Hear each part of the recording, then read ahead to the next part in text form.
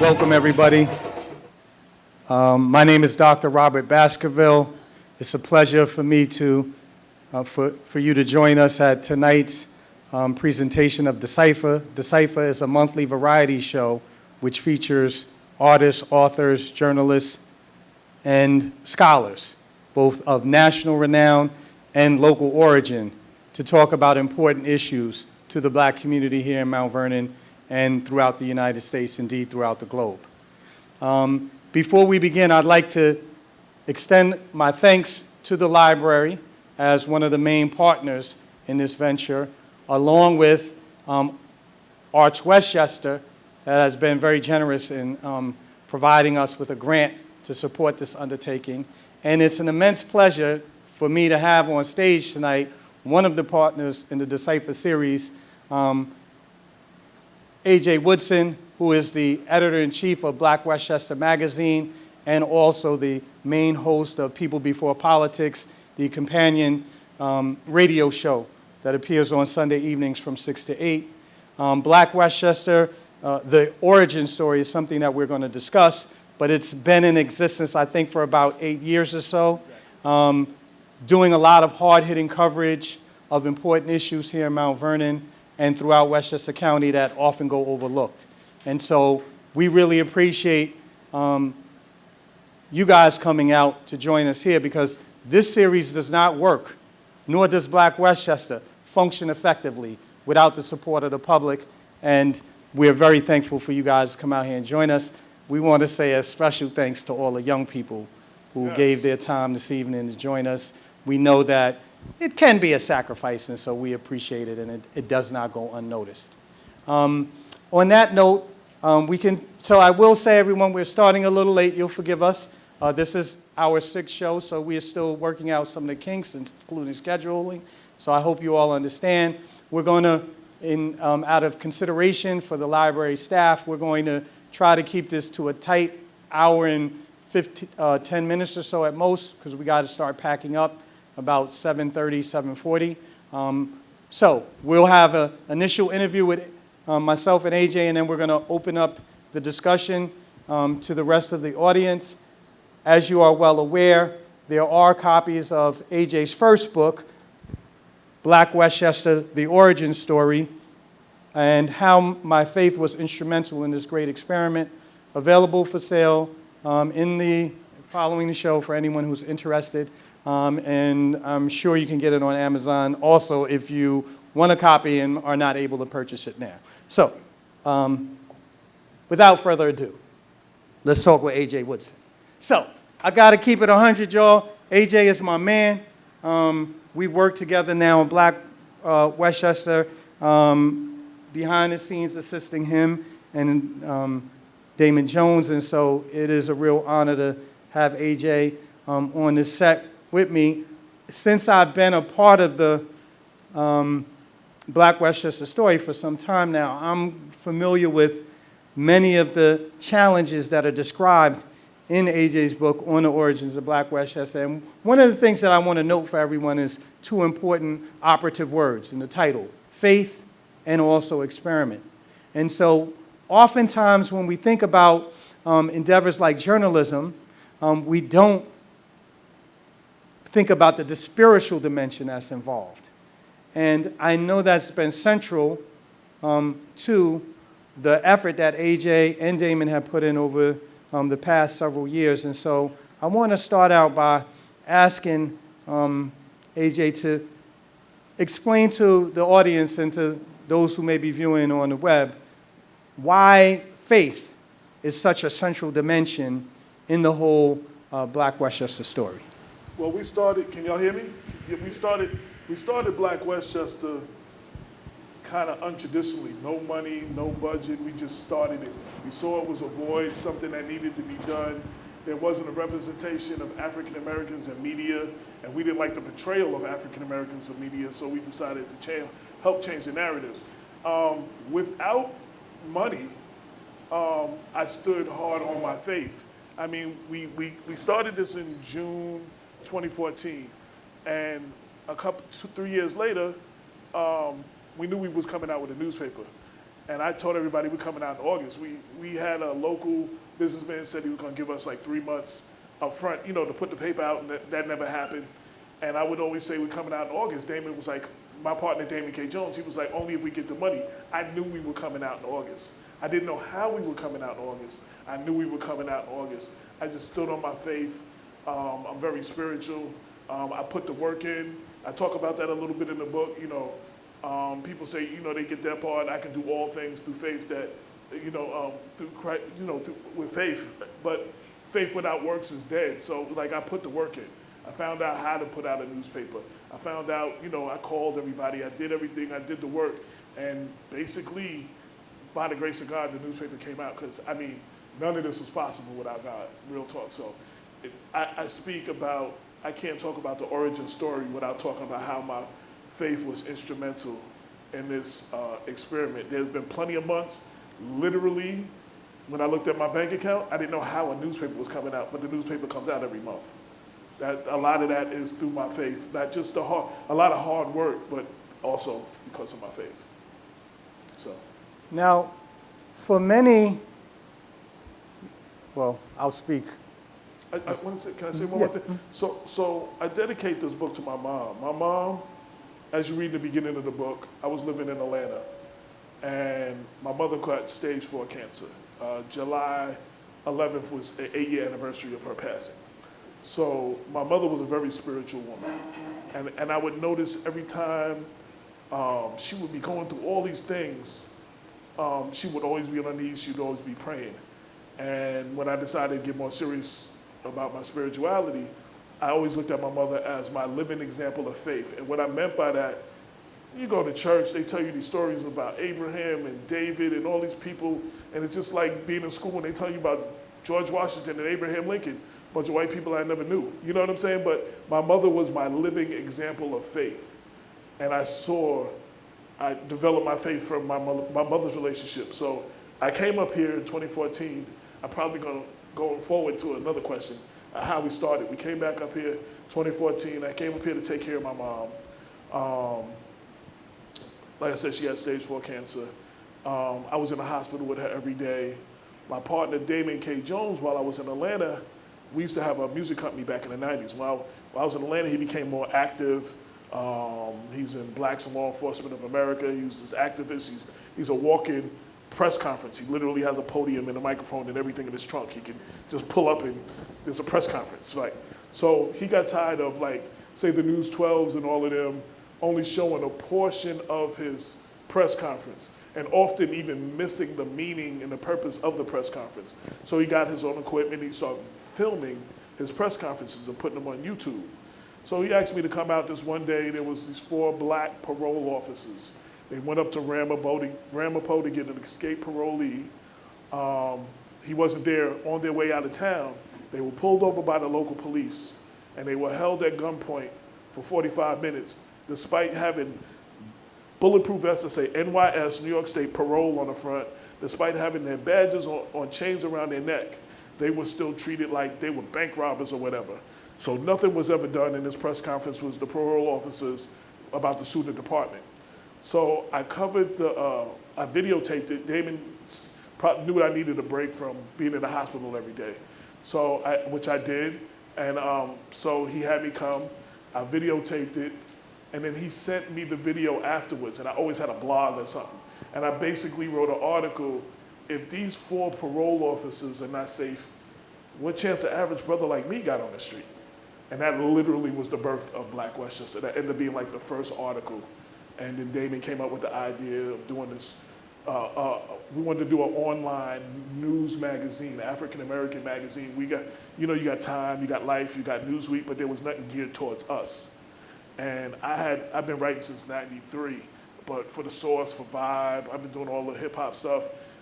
This is the first non-hip hop, the non-entertainment thing I've ever done. But we didn't need another entertainment publication. We got enough of that. So we decided to do an online news magazine, and that's basically how we got started, which is probably the second question you're going to ask me how we got started. Well, yeah. I was going to say, so before we continue, custom ordinarily requires that we acknowledge any elected or appointed officials who have joined us in tonight's audience. And I was mindful as I was looking out. I know that we have many officials who are here this evening, and I did want to take a moment out to acknowledge them, including starting with the senior most official, County Executive George Latimer, who just walked in. Executive Latimer, thank you for joining us. It's a pleasure to have you here supporting us. I want to acknowledge former Bedford Town Supervisor Mary Ann Carr, who's here. He drove all the way from Bedford to come out here. She's probably, I'm sure, I think the first African-American town supervisor in Bedford, right? The only? Well, is that true? Yes, yes. So definitely welcome her for being here. Want to acknowledge Eric Crump, and your position escapes me, but I know that you are a sitting official. We'll put it like that. Right. And we have Mount Vernon, former Mount Vernon Deputy Clerk Lauren Carter here. So I want to acknowledge her. And not an elected official, I want to acknowledge a brother I just met, Darrell Davis, who drove here from Flatbush, Brooklyn, to cover this because he supports what we do. And I definitely want to acknowledge that brother. And one more person I want to give a shout out to that I just met. I was inspired. I always say a lot of times, they say the youth is out of control. Oh, Bob Marone just walked in from WVOX and the radio morning show. Thank you. I always say they say the youth is out of control, and I always say the reason I'm not dead or in jail like a lot of my classmates is because there were adults who saw something in me. One of them was your brother, Hippo. We called him Hippo. He was a security guard up at Mount Vernon High School, and he was very instrumental in my life. And I wrote something which I shared on the radio a lot. Like I was cutting class and everything. I want to tell the story too. I was cutting class, and he came up to me and rode his bike to my house. He had no need. He had no reason to do it. He came to my house, and he treated me like a man. He had me come outside. My dad was inside. He didn't have this conversation in front of my father. He brought me outside and was like, yo, basically, you messing up. Only he said it in a lot firmer words, though. And he was like, you need to get your butt back in school, this, that, and the other. And he said, if I'm going to treat you like a man today, but if you don't, the next conversation will include your father. And the respect that he had for me, you know, and that he saw something that I didn't need to be out in the street, and he saw something other than that in me. I went back to school the next day, and I want to give the shout out, and he just passed, so I'm going to be doing a tribute to him in the next issue to Hippo. He has famous brothers that we know, Ray and Gus Williams, that played basketball, but he was a superhero in my life, so I just wanted to acknowledge, and this is his brother right here, so yes.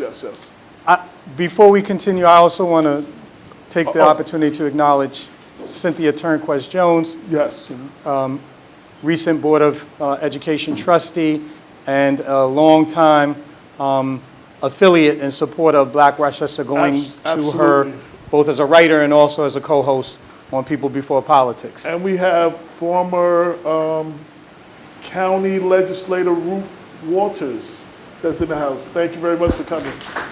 Yes. So anybody else that I didn't acknowledge, thank everybody for being here. So yes, we appreciate it. My brother Noel Brown, thank you. Bob Marone, who has been a big inspiration and was the first person to take a chance and put a microphone in front of me on radio in Westchester. You can't get it from him. So thank you to him. So listen. If I may, the honor is mine. What you've accomplished is amazing. Congratulations. Thank you. So for those of us in the room who are a little older and understand the importance of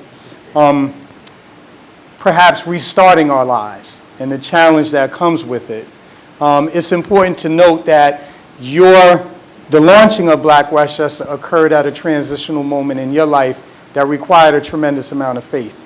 In addition to the passing of your mom, which I know was, emotionally taxing, as many of us would imagine, there were also other ways in which you were remaking your life.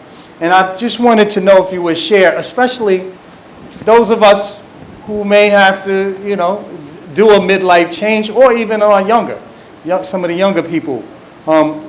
Where does one get the faith to totally remake one's life and start essentially a second career? Well, you have to believe in something. Faith has always been very big in my life. Spirituality has always been very big in my life.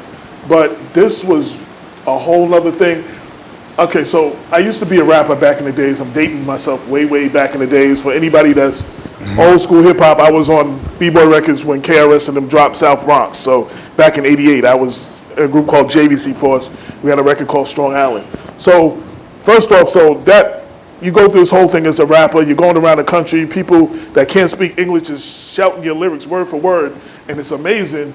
And then, that's over, and you're kind of like, you go from that, you're touring all over Europe, and you come back home, and you're kind of like Joe Nobody. So then I've always been reinventing myself. After the artist part, I was trying to still stay in the music, and then I was a journalist. So I started up right now for Word Up magazine, and it was somebody's crazy idea to have a rapper review other rappers' CDs or something. So that's how I got into it. I started writing for fanzines, then I started writing for The Source and Vibe and Village Voice and several other publications. So then you had that stage of my life, and then I moved to Atlanta and got into I started taking my spirituality a little serious. Then I started to think Spiritual Minded magazine, which was Christian hip hop, reaching out to cats in the street, bringing the Bible to cats in the street who wasn't reading the Bible, who wasn't in anybody's church. So I had that episode. Then I got divorced. My mom's passing. My mom's sick. She got stage 4 cancer. I come back up here, and I literally, long story short, I lost everything, all my earthly belongings. Like I had literally a knapsack of some clothes and an old laptop. Like that's all I had. And I really, without faith, to even go on, you know what I'm saying? Even just to find some relevance. And then when Damon came to me with this idea, I knew we were on to something. I never thought I would be here and we would get, national media awards, and I got 2 journalism fellowships. I never thought we would be anywhere near here. Shout out to Mark, formerly of Low HUD, who writes for the Post. He just walked in. Thank you very much. Without all of these things that I went through, without my faith, I wouldn't have never got through all of these things. And somehow I've been able to reinvent myself and keep going and keep finding a way to be relevant. And that's all God, not me. I can't take credit for that. But you have to believe in something, some kind of higher power. You have to believe in something bigger than yourself to be able to accomplish anything. So I don't know if that answers your question. No, it does. Okay. Yeah. So one of the themes of the book is experimentation. Well, this was an experiment. There was no blueprint for this. Shout out to the Westchester County Press. They've been the only African-American voice in the county for 90 years. But they were covering a lot of aspects of our community, but they weren't getting into the nuts and the bolts of things, the corruption of the politicians and stuff like that. We decided that we were going to do this thing, and it was a great experiment. We made it up as we went along, literally. Like I said, there was no blueprint. Made plenty of mistakes. Never be afraid to make a mistake. I think never be afraid to fail. I think that's the most important thing I can say to the young people. Like, you got an idea, try it. It doesn't work out, try something else. It doesn't work out. I remember reading a quote from Thomas Edison, who's credited with the light bulb.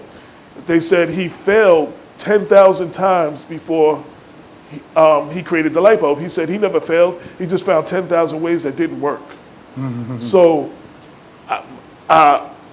just the courage to not be afraid to fail. Nobody took us serious in the beginning. They thought we were just some local blog. We were just somebody making noise. We'd be going, we here today, going tomorrow. But we became a major staple in politics and our community and media. So, just never be afraid to fail. I tried some stuff, it didn't work. I tried a lot of things that didn't work, to be honest.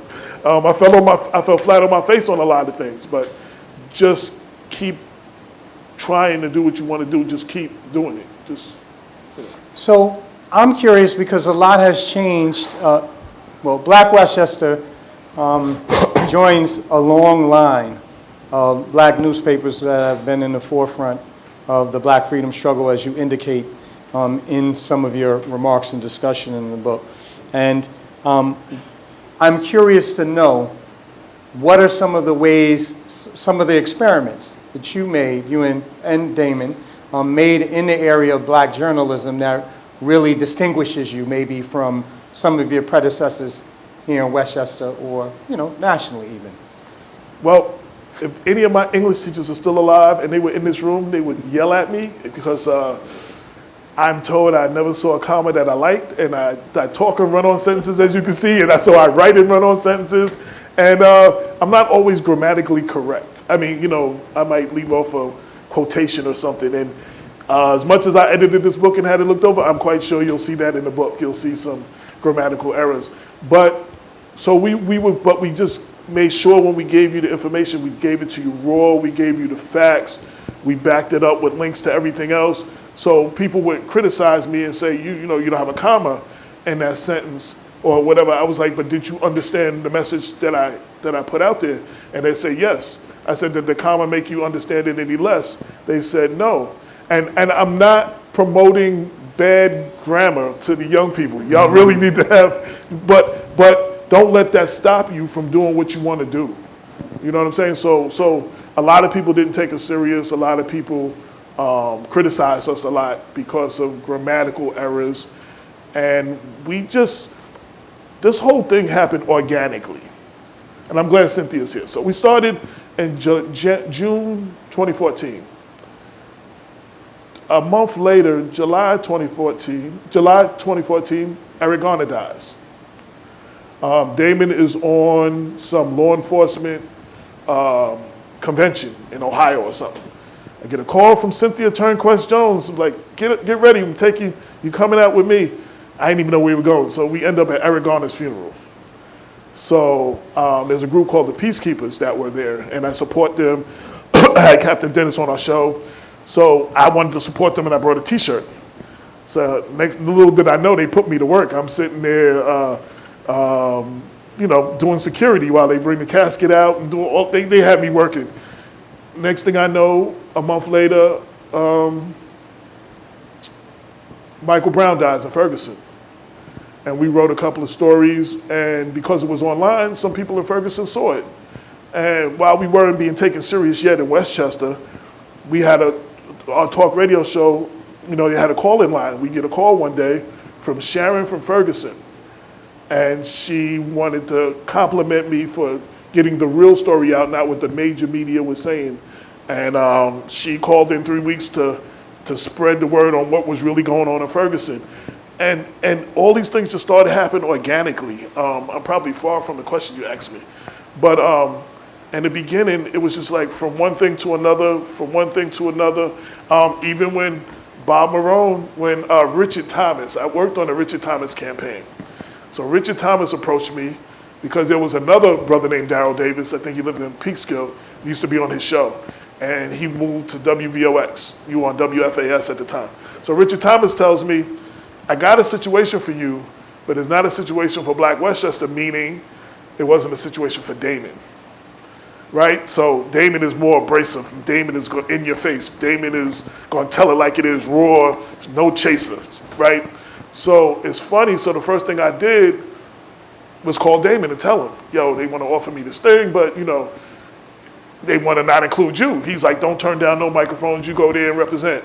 I went, got on the show, was on his show one day a week, talking about what was going on in Mount Vernon or whatever. Had a situation where I had to step back from doing the show and ask, can my friend Damon sit in on my spot? So Damon ended up doing the show for a couple of months. And then Bob calls me and goes, well, you mind if I give Damon his own day? So by keeping it real, what was meant from Richard Thomas' aspect was meant to separate us and divide us. By us keeping it real, staying together, we both grew through it. You know what I'm saying? And Damon ended up getting his whole his own day, and we end up growing together. And then you went from FAS to WVOX, and Back, yeah, I was yeah, there first. yeah. So, and basically that's the beginning of us. Then Damon started being on everybody's show, and they offered us a day a month to do our own show at WVOX. So, I forgot what your question was. Well, it was about experimentation, but I think you highlighted some of the ways that Black Westchester experimented with, broke from conventional models of journalism that often prevent us from starting independent outfits. And just the fact that, acknowledging the role that Cynthia played, illustrates the incorporation of citizen journalists who have a lot of intimate knowledge about the goings-on in their communities that the larger public would benefit from, but oftentimes remain hidden and obscure because we may not have the professional credentials that you usually associate with journalism.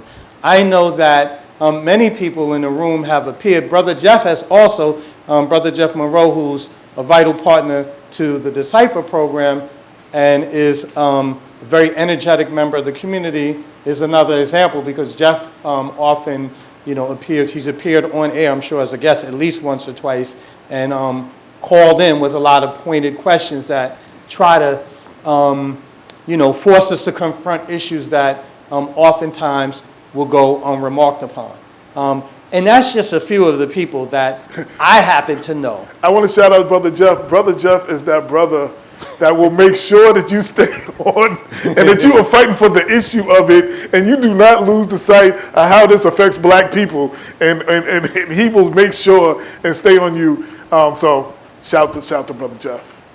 Yeah, so I think those are some of the ways, and that's another way of extending an invitation to members in the audience who may have expertise, knowledge of certain issues that afflict communities in Westchester County, to consider sharing your story with us. As someone who has worked side by side with AJ, I can tell you oftentimes we bemoan the fact that there are a lot of important issues that are on the minds of residents of Mount Vernon and the broader Westchester community that will go unaddressed because people don't want to go on the record.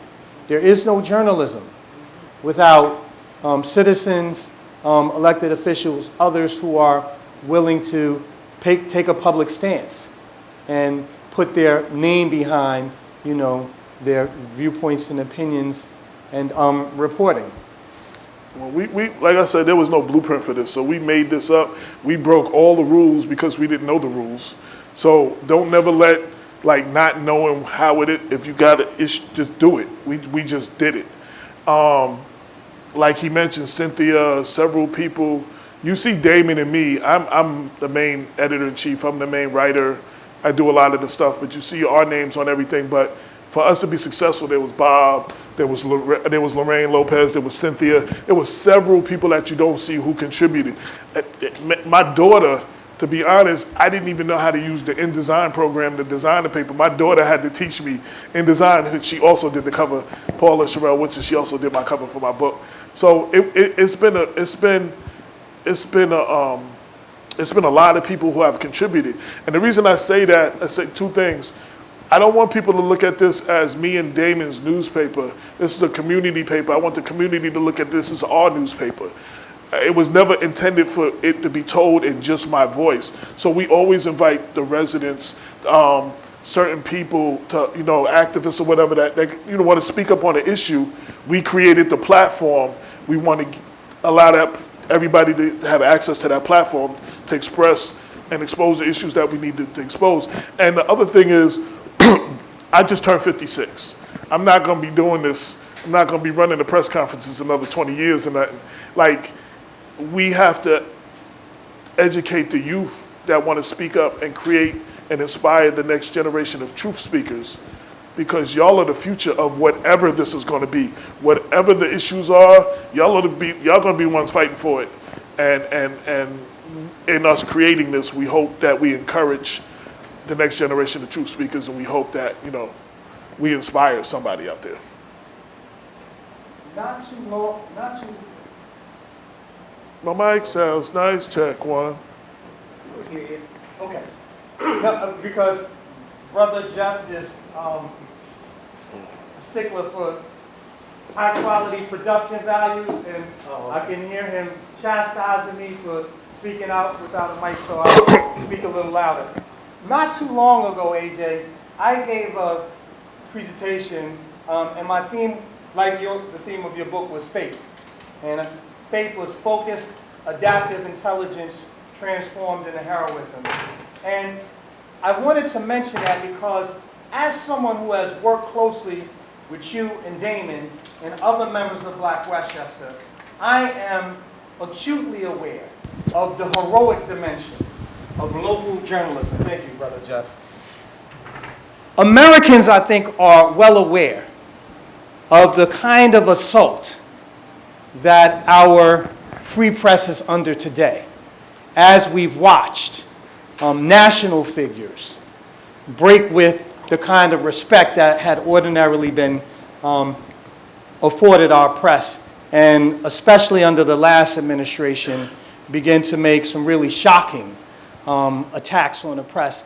And the reason I mention this is because we were also equally shocked to find ourselves in the bullseye of local assaults on the press, on Black Westchester, especially during the last administration because of the critical stance that Black Westchester took with respect to the Thomas administration. We don't want to revisit. Well, it's in the book, so. But it is an important chapter. This is the book. So, you know, James Brown had a record called The Big Payback. I got a chapter called The Big Pushback. To do this is not a friend-making endeavor. This is not, if you're the type of person that want everybody to like you, this is not the thing for you to do. Everybody wants you to hold elected official feet to the fire until it's their feet or somebody they support. Everybody wants you to speak up and keep it real until you say something they don't like. So to uncover things that people don't want uncovered, eventually they're going to start pushing back and attacking the person uncovering it. And especially locally, see, when you have Lohud, he can do a story about Mount Vernon, and he doesn't live in Mount Vernon. They're not going to see him at Home Depot. They're not going to see him at Food Bazaar, but they're going to see me. I walk these streets every day. They're going to see me walking down the Ave. They're going to see me every day. So it's people think they can get up close and personal to you, and people don't appreciate when you expose the stuff that they don't want exposed, when they're doing stuff that they shouldn't be doing. And let's just say I got the scars. We survived a lot of that. There's a chapter or two of it in the book, and we got the scars to prove it. But you have to be thick-skinned. You have to stand. People ask me, are you scared to do this? You're writing about powerful people. Are you scared? And my answer to them, again, this has a lot to do with my faith. I know I'm not Luke Cage. I know I'm not the bulletproof brother. I know anybody can get it. But I also know that no man can do anything to me that God doesn't allow. And if God allows it, then He's going to be with me like Daniel in the lion's den, or like the 3 Hebrew boys in the fiery furnace. You know what I'm saying? So I don't walk with fear. I go out, I attack these situations, and I stand strong. So, but you're going to get pushback. There are people who take advantage of the community in high places. And when you expose them, you expose their way of life, you expose their standing, and they're not just going to go out gracefully and, oh, you caught me, I'm done.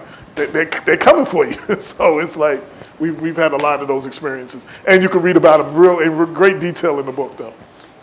Right, and I think one of the factors that plays into this is that oftentimes the demand of the Black community is that we have more positive press coverage of community affairs. Many of us feel that oftentimes the negative aspects of happenings in our community are given, are highlighted in the local media, and not enough of the good stories. But the reality is that we're not going to be able to address the real problems that we confront and be able to forge solutions that are in keeping with the values of our community unless we're willing to have those difficult conversations. And both AJ, Damon, and other members of the staff have been in the forefront of that effort to try to highlight important issues with integrity. We've had many discussions about editorial coverage and policy, and I generally think that AJ and Damon together have gotten it right. We know a lot about maybe some of the hard-hitting stories that have upset people that Black Westchester have done. I'm curious to know what are some of the stories that you're proudest of having done over the course of the 8 years, the ones that not only highlight for Black communities here in Westchester the challenges that they confront, but the things that we've collectively accomplished. I mean, we will always hold people's feet to the fire. We will always do all of that. But some of the stories I'm the most proudest of are probably stories that y'all have never read. For some reason, like if I write about, if someone in City Hall gets arrested today, and I write all about it, I'm never gonna stop y'all from reading about it. But the little girl that was on the corner selling lemonade, she was a college student, and she was literally paying her way through college selling lemonade, and I did this big spotlight on her. Most people have never read that story. And there's been a lot of things where we highlighted a lot of our, we try to have the balance. We gotta cover the good, bad, and the ugly.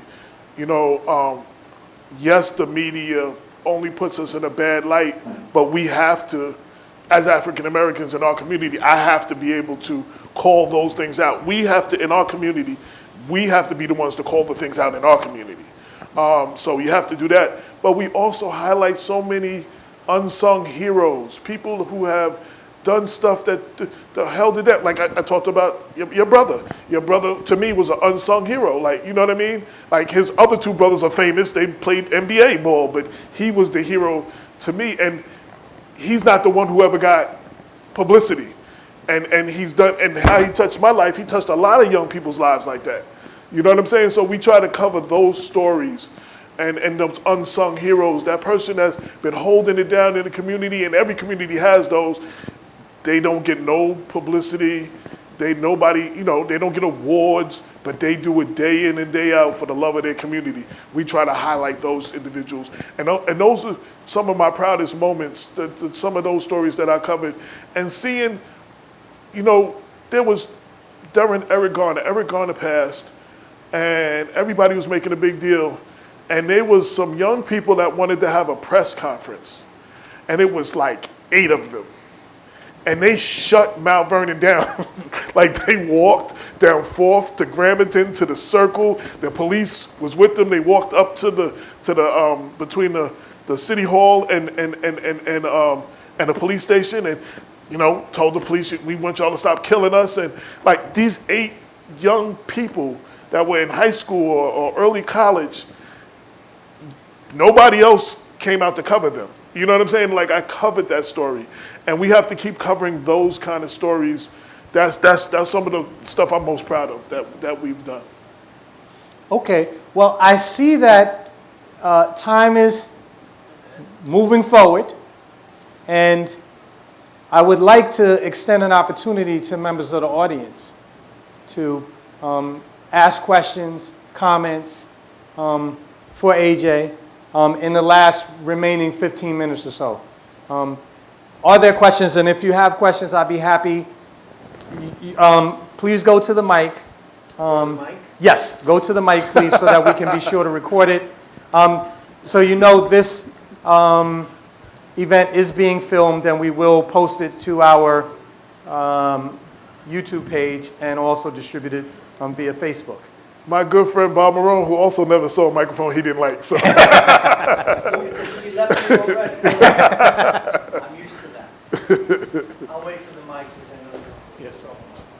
Oh, thank you very much. AJ, interesting what you said before. I actually was in the middle of preparing a review of the book. And what I find, and I'm sure, where's the lady that was sitting next to me, because she had to think the same thing. You could have had that book go out for copy edit, and you would have fixed the odd comma and the quotes. Did you not do it on purpose? Because I have to tell you, one of the charms of the book is it is as honest as he says. It is as real as you are. It's almost in that way perfect. And because of the way you built the magazine, which is really now a news source, because the way you build it, the fact that it had those, and they have to be mentioned in a review, the missing comma, the missing period, maybe it was a subject-verb agreement here and there, not right. It added to the charm of the book and its reality. So what I want to know is, did you do that purposeful to not copy edit? You could have given it to this woman journalist back here, and she could have just put a comb over it, but it wouldn't have been you in some ways. I'm embarrassed to say I edited that book over and over myself. Okay. No, well, you can't edit yourself because there's we always all know stuff you you're gonna can't miss. edit yourself. I'm terrible at it. Yeah, you can't edit yourself. One of the things, I don't know if I did it on purpose. I actually tried to get a lot of that cleaned up. Oh, sure you did. That's the way it works. And with Amazon, once you see some errors, you can actually fix them and then send it back in. And Sure. everybody else who buys the book, those errors won't be in it. So, but, one guy I used to work with, Damon, he's retired at Valhalla. He said what he loved about Black Westchester is it was raw. It was raw. Yeah, and I think, especially with a lot of young people here, there's always stuff on being perfect. You can't do it until it's perfect. I mean, I've learned a lot in 8 years, and my work has got a lot better in 8 years. So let's just say I'm always working. But please, don't even be embarrassed by it. Right. But I just want to say, not being bell. perfect. Yeah, not being perfect. You don't have to be perfect Right. to speak up and to make a difference. And what you said before about the comma is true. It was absolutely clear what you wrote. It was very good reading, very easy reading. And I lived through a lot of that with you. It was absolutely on the money. And the other second part of my question is, I've known you, 8 years, 9 years, something like that. It's been a while now. I've never seen you in a bad mood. You've never treated anyone who you disagreed with disrespectfully. How in God's name do you keep your I have family members here mood? that are shaking their head no, like you must. Wait. I got family. No? I'm putting the mic down. That's it. I'm done. You know what? I do. There are times. My brother Noel has seen me lose it a few times. But you know what? You can't. I learned something. You can't let. I actually learned this from one of my pastors in Georgia. When people get under your skin, sometimes you cannot let it show at that moment that they got under your skin. Some people will do some things just to get under your skin because they know they can get under your skin. So sometimes you got to not let it show. You need to go back and regroup and then handle it a certain way that you need to handle it. So I say that. But no, Cynthia can tell you, a few people in this room, I lose it. I do lose it. So. It's hard to believe, but I'm sure you do. But anyway, Well, I've seen it. I've been here enough, but the book is wonderful. Thank you for your support. You hit it right on the nose. And thank you for your time for coming. I appreciate it. Oh, you kidding? I had to go to get a little bit of surgery, so I ran late on my eye. Hey, AJ. Hey. So, thank you so much for including me in Black Westchester and People Before Politics. So that when I'm an active, I am an activist. I am an active activist. And so when Eric Gardner passed away, the activists, we have a channel and we know where to go. We know when there are when we have to go to court or if we have to go to support the family. And so I called AJ, because AJ wasn't doing anything that day, right? So I was like, yo, AJ, I need you to come with me and do something real quick. I didn't tell him what he was doing at all. And so we get to Brooklyn, and I was like, listen, you're going to have to start carrying the casket in like a few minutes. And he was like, what? That's an exaggeration. I actually did not carry Eric Gardner's casket. Put the shirt on, AJ, and go over there and start carrying Eric Gardner's casket. And he's like, what? I was like, yeah, just go over there. But so it was many different boots to the ground situations that AJ and I were in. But one of the things that you did not mention is that there, on the show People Before Politics, there were, many different topics that we had. And we had the Honorable Hafiz Muhammad, Rest in peace. who was the student minister under the Honorable Minister Louis Farrakhan. And we had Muslims come through, and one in particular name is Rashad Bilal. So Rashad Bilal right now is at Tyler Perry house. He's at the studio right now as we speak. Y'all know him from Earn Your Leisure. Because he started Earn Your Leisure after being on People Before Politics once a month and giving information about money. And so then they took it to another level. And so right now they are at that other level because Tyler Perry asked him to come to the house so we can sit down and talk about how we are going to teach our black brothers and black sisters about the power of money. And so I just wanted to make sure that you also remember that Rashad came out of People Before Politics. He's in the book. He definitely mentioned it. And the last thing that I want to share is that chapter books, there is always an error in every single chapter book that have been looked over and over and over and over again. And I tell you that as today is my last day, I will be graduating from Long Island University with library science. And so before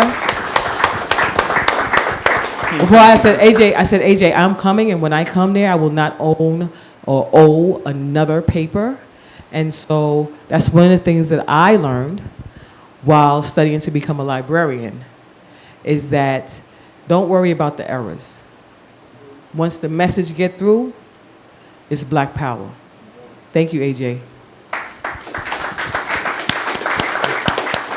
I also want to give Cynthia a shout out. Cynthia will be at an event and she'll take some pictures and she'll tell me something. I'll be like, oh, that'll be a great article. And she always gets that. So she gets encouraged to write a lot of articles. She gets, from being out and about, she's covered a lot of events. And I'd be like, yo, can I get a certain amount of words on that by Friday? And so sometimes she hates to see my phone, my number on her phone. So, yeah. Anybody else have any questions?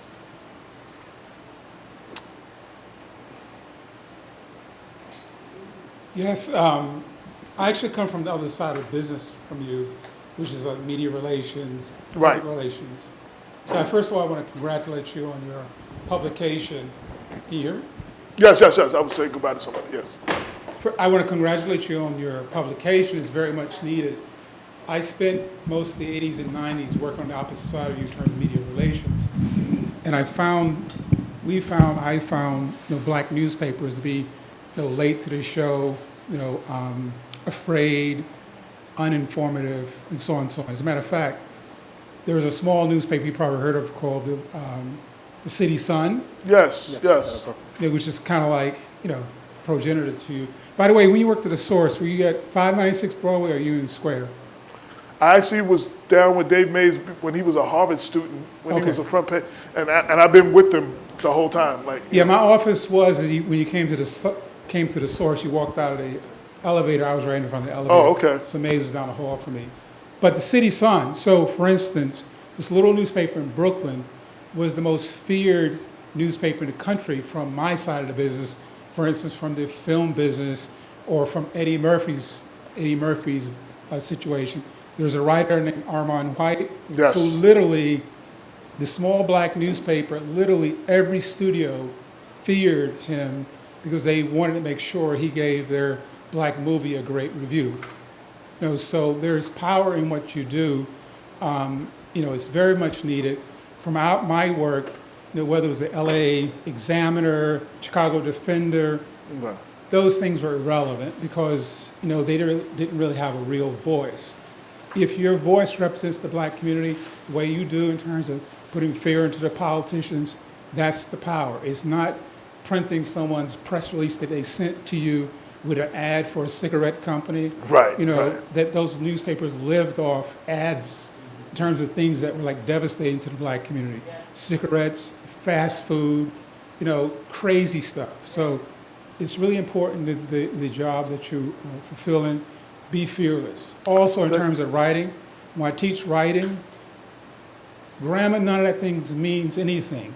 One of the problems with black people writing is they try to take this other voice.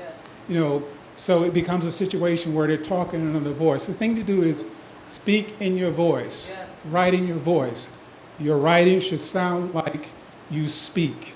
Anything else is inauthentic.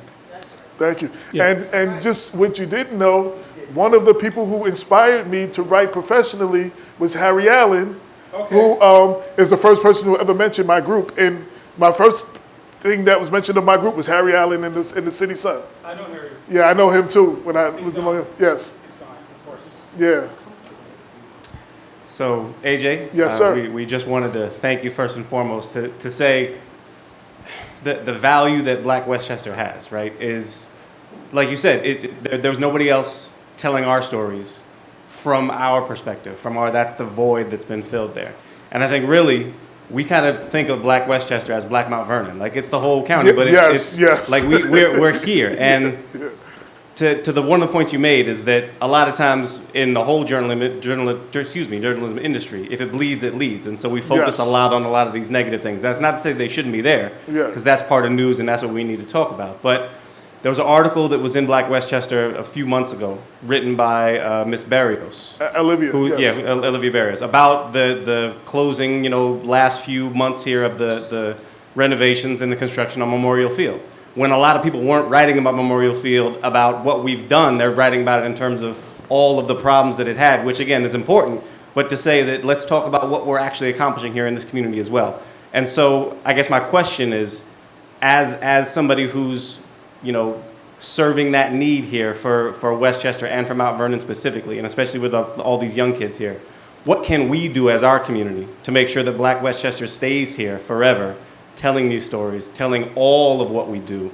How can we support you as a community to make sure that you can keep your doors open? And whether it's you or whether you want to hand that off to somebody else, you say you don't want to do these press conferences forever, what do we need to do to keep Black Westchester here? And how can any of these young people in the room do what Olivia Barrios did and contribute to Black Westchester and start their own journalism careers if that's something that they want to do? Olivia, shout out to Olivia. She's not here. She's out of town with her mother.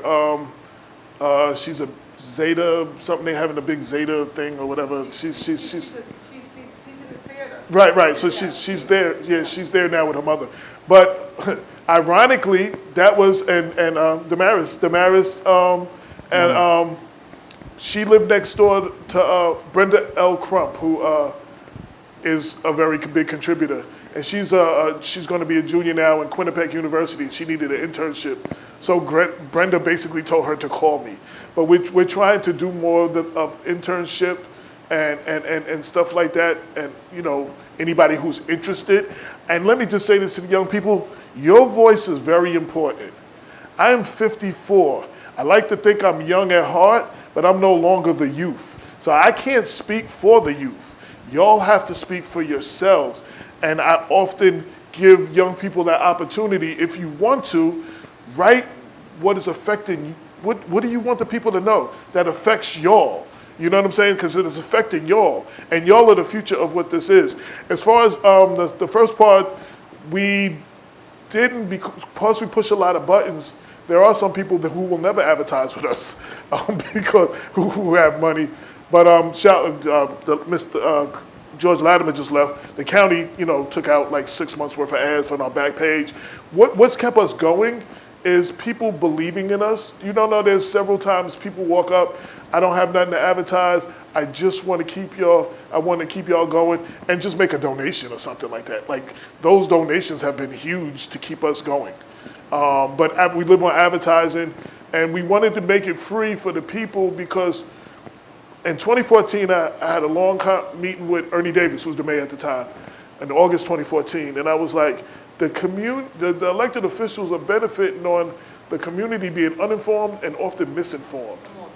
You know what I'm saying? So So, and when y'all put the word out, it doesn't trickle down. I live on South 7th Avenue, so I live in the hood. You know what I'm saying? The information does not trickle down to my block. No matter what happens, it never trickles down.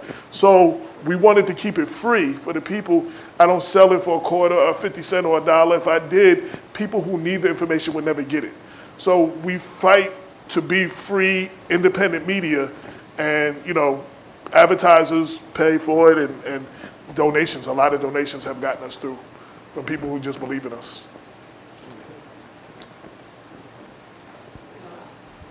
AJ, I've only known AJ for a short period of time. Last year is when I first met him, and I'd like to thank him for this beautiful struggle in writing this book and the life that you've lived and the faith that you've shared with us that kept you getting up in the face of adversity. And so oftentimes there are so many stories that are just totally left out of the narrative of Black lives. And that's the thing that we're facing now. That's all the conversation and all the controversy about the critical race theory. And it's all about the history that was omitted.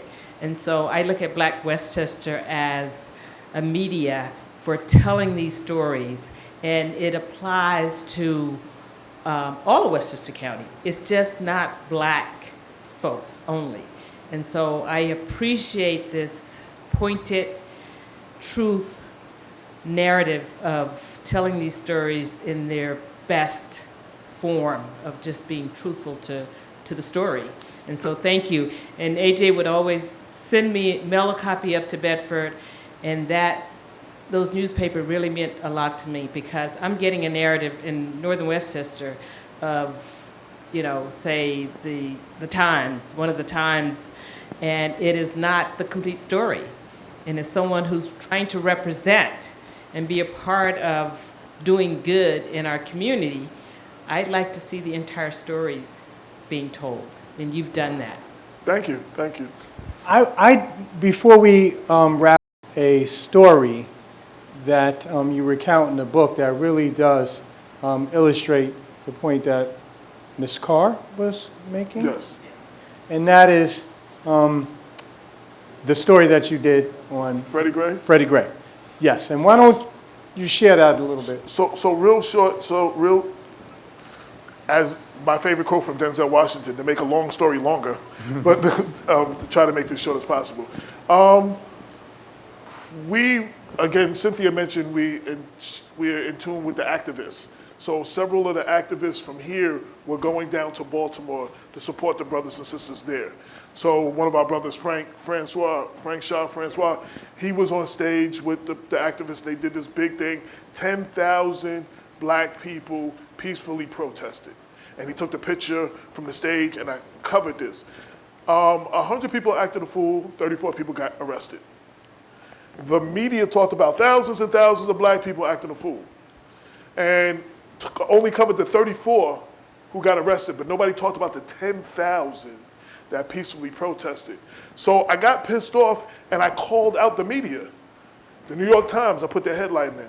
USA Today, I put their headline up. And all the media, and I called them out. And it's amazing, it was crazy about it. I called them out and told them that their sensational headlines is going to be the match that burns down Baltimore. 2 days later is when they had that big fire at the CVS and all of that. And I said, nobody wanted to see thousands and thousands of Black people truly act up. You know what I'm saying? But they only show. So that was that was my first story that actually went viral. 1.7 million people read it in the first 36 hours. And people like Chuck D and Talib Kweli were tweeting it, and everybody was tweeting it. It was just, I've never been able to recapture those kind of numbers. But that was like my first big story that went viral. So I'm going to say, to your question, Eric, ways that people can support Black Westchester. News outfits that are dependent on ad revenue are increasingly going into extinction. This is a real challenge that all newspaper outfits are confronting, even the major news outlets. So for those of you who are entrepreneurs, business persons who serve Westchester County, please do consider taking out an ad in Black Westchester. For those of you who are news readers, please consider taking out a subscription. Black Westchester is free, though, and AJ and Damon want maximum readership. And one way that ordinary readers can help support the paper is to share stories on Facebook and on other major social media. As you know, this is one of the ways that you can demonstrate to would-be advertisers the extent of your reach. And so it's important for people to share those stories that they like on media. And finally, this is a voice for the community. I can tell you, AJ welcomes contributions from ordinary citizen journalists just like himself. He will, attest that he hasn't had a whole lot of formal training, but more importantly, he's had the passion and commitment, and that's the main criteria for journalism, and so we welcome contributions from others. If there are no questions, we don't want to be inconsiderate of the library staff. We have refreshments. We have refreshments. And let me, as she floats past us, let me give a special thanks and shout out, everyone, to Kathy Webb. She is the heart of this library. Yes. And has been for decades. She keeps this library running. Yes. And that's why she went behind me while I said that, because she doesn't do it for the publicity, and she doesn't do it for camera, for photo ops, none of that. So shout out. And I also have my books in the back if anybody wants to purchase it. So at this point, I'd like to extend everyone, an opportunity to go indulge in some refreshments. For those of you who are interested in purchasing a book, AJ will be in the back.